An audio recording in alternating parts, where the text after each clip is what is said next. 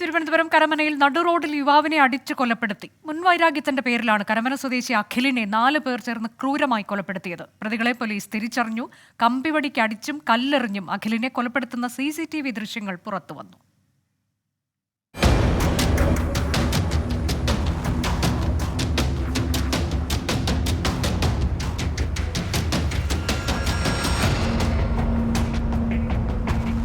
തലസ്ഥാനത്ത് ഇന്നലെ പട്ടാപ്പകൽ നടന്ന കൊലപാതകത്തിന്റെ ഞെട്ടിക്കുന്ന ദൃശ്യങ്ങളാണിത്.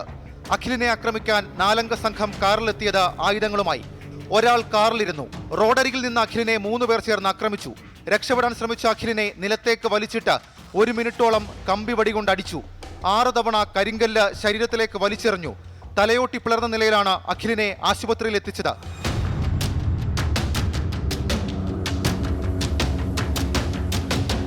യവനല്ല ഈ കുടുംബത്തിലെ ഒരു പയ്യന്മാർ ആരെടുത്ത് അടിക്കും വഴക്കിന് പോലും.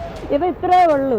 മറ്റവന്മാർ 4-5 പേരെന്തോ ഉണ്ടെന്ന് പറയുന്നു. ഈ യവനെ കൊണ്ട് പറ്റില്ല അത്രയന്മാരെ കയ്യിലൊന്നും പിടിക്കാൻ. അമ്മമാർ കമ്പി അടി കൊണ്ട് അടിച്ചിട്ട് മരിച്ചോന്നറിയാൻ വേണ്ടി നെഞ്ചിൽ കല്ലെടുത്തിട്ട് കൊടുക്കുന്നു. അഖിൽ, അനീഷ്, വിനീഷ്, സുമേഷ് എന്നിവരാണ് ക്രൂരകൃത്യം നടത്തിയതെന്ന് പോലീസ് തിരിച്ചറിഞ്ഞു. ഇവരിൽ 2 പേർ 4 വർഷം മുൻപ് നടന്ന കരമന അനന്തു കൊലപാതക കേസിലെ പ്രതികളാണ്. ഇതിലെ 4 പ്രതികളെയാണ് പോലീസ് തിരിച്ചറിഞ്ഞിട്ടുള്ളത്. അഖിൽ, അനീഷ്, അതുപോലെ വിനീത്, പിന്നെ സുമേഷ്, ഇങ്ങനെ 4 പേരുടെ സാന്നിധ്യം ഈ ഒരു കേസിലുള്ളതായിട്ട് പോലീസ് തിരിച്ചറിഞ്ഞു. ലോക്സഭാ തെരഞ്ഞെടുപ്പ് ദിവസം പാപ്പരംകോട്ടെ ബാറിൽ വെച്ച് കൊല്ലപ്പെട്ട അഖിലും മറ്റൊരു സംഘവുമായി സംഘർഷമുണ്ടായി. അന്ന് എതിർ സംഘത്തിലെ 2 പേരെ അഖിൽ കല്ലുകൊണ്ട് ആക്രമിച്ചു. ഇതിന്റെ പ്രതികാരമാണ് അഖിലിന്റെ കൊലപാതകത്തിൽ കലാശിച്ചതെന്ന് പോലീസിന്റെ പ്രാഥമിക നിഗമനം. അക്രമി സംഘമെത്തിയ വാഹനം പോലീസ് കസ്റ്റഡിയിലെടുത്തിട്ടുണ്ട്. സംഭവത്തിൽ പോലീസ് വീഴ്ച ആരോപിച്ച് യൂത്ത് കോൺഗ്രസ് രംഗത്തെത്തി. പോലീസിന് വീഴ്ച സംഭവിച്ചിട്ടില്ലെന്ന് അഖിലിന്റെ വീട് സന്ദർശിച്ച ശേഷം മന്ത്രി വി ശിവൻകുട്ടി പ്രതികരിച്ചു. കുറെ നാളുകളെ തലസ്ഥാന നഗരിയിൽ ഇത് ഒഴിവാക്കപ്പെട്ടിരുന്നതാണ്. വീണ്ടും ഇത് ആവർത്തിക്കപ്പെട്ടുകൊണ്ടിരിക്കുകയാണ്.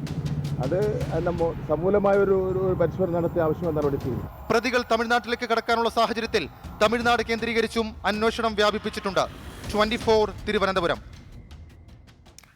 അഖിൽ കൊലപാതക കേസിൽ അന്വേഷണം സംസ്ഥാനത്തിന് പുറത്തേക്കും വ്യാപിപ്പിച്ചിരിക്കുകയാണ് പോലീസ്. കൊലപാതകത്തിന് പിന്നാലെ പ്രതികൾ തമിഴ്നാട്ടിലേക്ക് കടന്നേക്കാമെന്ന നിഗമനത്തിലാണ് പോലീസിന്റെ നീക്കം. കൊലപാതക ഗൂഢാലോചനയിൽ കൂടുതൽ പേർ ഉൾപ്പെട്ടിട്ടുണ്ടോ എന്നും പോലീസ് പരിശോധിക്കുന്നുണ്ട്.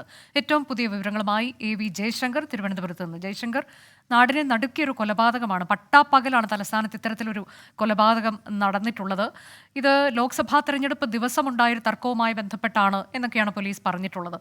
കൂടുതൽ പേരുണ്ട് എന്ന ഒരു നിഗമനത്തിലാണോ പോലീസ്? അന്വേഷണം എങ്ങനെയാണ് പ്രതികൾക്കായി നടക്കുന്നത് ഇപ്പോൾ? അതായത് നിലവിൽ ഈ കേസുമായി ബന്ധപ്പെട്ട് 4 പ്രതികളുണ്ടെന്നാണ് പോലീസ് നിഗമനം. DCP ഉൾപ്പെടെ മാധ്യമങ്ങളോട് അത്തരത്തിലാണ് പറഞ്ഞത്. പക്ഷേ ഇതിൽ കൂടുതൽ പേർക്ക് പങ്കുണ്ടോ, ഈ തർക്കവുമായി ബന്ധപ്പെട്ട് കൂടുതൽ പേരുണ്ടോ എന്ന വിഷയം പോലീസ് വിശദമായി പരിശോധിച്ചു വരികയാണ്. ഇത്തരത്തിൽ ആ സംഘർഷമുണ്ടായ ദിവസത്തെ ഉൾപ്പെടെ CCTV ദൃശ്യങ്ങൾ പോലീസ് പരിശോധിക്കുന്നുണ്ട്. ഒരാളെ ഇതുമായി ബന്ധപ്പെട്ട് പോലീസ് കസ്റ്റഡിയിൽ എടുത്തിട്ടുണ്ട്. ഈ സംഘവുമായി അടുത്ത ബന്ധമുള്ള ഈ വണ്ടി ഓടിച്ചെന്ന് സംശയിക്കുന്ന വ്യക്തി എന്നാണ് പോലീസ് പ്രാഥമികമായി പറയുന്നത്. ഇതുമായി ബന്ധപ്പെട്ട പോലീസിന്റെ അന്വേഷണം പുരോഗമിക്കുകയാണ്. ഇയാളെ നിലവിൽ കസ്റ്റഡിയിൽ എടുക്കുക മാത്രമാണ് ചെയ്തത്. അറസ്റ്റോ മറ്റു നടപടികളിലേക്കോ പോലീസ് കടന്നിട്ടില്ല. നിലവിൽ പോലീസ് നിഗമനമനുസരിച്ച് കേസിൽ 4 പ്രതികളാണ്. ഇവർ കേരളം വിട്ടു എന്നൊരു സംശയം പോലീസിനുണ്ട്.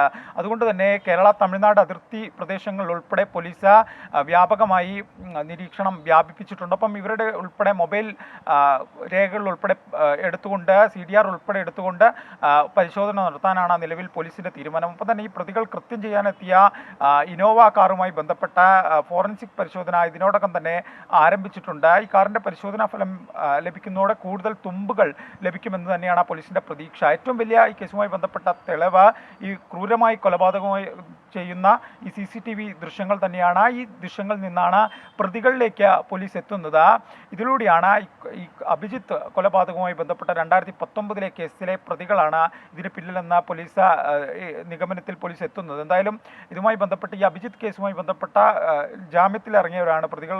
അതുകൊണ്ട് തന്നെ ഇവരുടെ ജാമ്യം ഉൾപ്പെടെ റദ്ദാക്കുന്നതിന് വേണ്ടിയുള്ള അപേക്ഷ വരും ദിവസങ്ങളിൽ തന്നെ പോലീസ് നൽകും. എന്തായാലും പോലീസ് അന്വേഷണം കൃത്യമായി ഈ വിഷയത്തിൽ നടക്കുന്നുണ്ട്. ആദ്യഘട്ടത്തിൽ പോലീസിന് ചെറിയ വീഴ്ച പറ്റുന്ന ആരോപണം ഉണ്ടായെങ്കിൽ പോലും പോലീസ് കൃത്യമായി ഈ പ്രതികൾ ആരാണെന്നുൾപ്പെടെ രാവിലെയോടെ തന്നെ സ്ഥിരീകരിച്ച് തുടർ നടപടികൾ സ്വീകരിച്ചൊരു സാഹചര്യമുണ്ട്. മന്ത്രി ശിവൻകുട്ടി ഉൾപ്പെടെ വ്യക്തമാക്കിയത് ഈ വിഷയത്തിൽ കൃത്യമായ പോലീസ് നടപടി ഉണ്ടാകും, കുറ്റക്കാരെ കൃത്യമായി ശിക്ഷിക്കുമെന്നുള്ള ഒരു നിലപാടാണ് സ്വീകരിച്ചത്. ഇതുമായി ബന്ധപ്പെട്ട നിർദ്ദേശം മന്ത്രി പോലീസ് ഉദ്യോഗസ്ഥർക്ക് നൽകിയിട്ടുണ്ട്. അതുകൊണ്ട് തന്നെ DCPയുടെ നേതൃത്വത്തിൽ കൃത്യമായി ഈ അന്വേഷണ സംഘത്തിന് നിർദ്ദേശങ്ങളും മറ്റും നൽകുന്നുണ്ട്. എന്തായാലും നിലവിൽ പ്രതികൾ എവിടെയാണ്, പ്രതികളെ പിടികൂടാനുള്ള ശ്രമമാണ് പോലീസ് നടത്തുന്നത്. ഇതുമായി ബന്ധപ്പെട്ട് ഈ പ്രതികളുടെ അടുത്ത ആളുകളെ ഉൾപ്പെടെ പോലീസ് രഹസ്യമായി ചോദ്യം ചെയ്യൽ ഉൾപ്പെടെയുള്ള നടപടികൾ നടത്തുന്നുണ്ടെന്നാണ് വിവരം. എന്തായാലും ഇതുവരെ പ്രതികളെ പിടികൂടാൻ പോലീസിനായിട്ടില്ല. ഇവർക്കായുള്ള തെരച്ചിൽ അന്തർ സംസ്ഥാനത്തുൾപ്പെടെ പോലീസ് നടത്തുന്നുണ്ട്. കേരള തമിഴ്നാട് അതിർത്തി പ്രദേശങ്ങളിലാണ്